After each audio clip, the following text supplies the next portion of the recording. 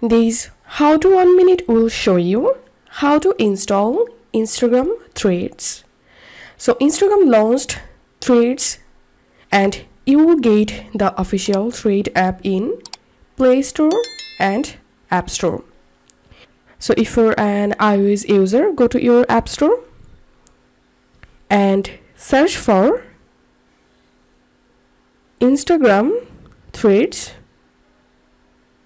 And if you're an Android user, go to your Play Store and search for Instagram Thread.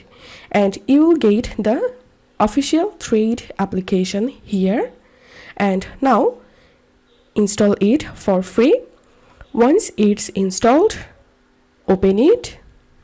So here, to create an profile, you have to use your Instagram profile. So if you're using Instagram profile already, then your Instagram profile will appear here. Now you can select your profile from here. Also you can tap on switch accounts and you can select your account from here. So tap on your Instagram profile. So all you have to need, just tap on your Instagram profile and your Thread profile will be created. If you find this video helpful, don't forget to subscribe. How to 1 minute. See you in the next video.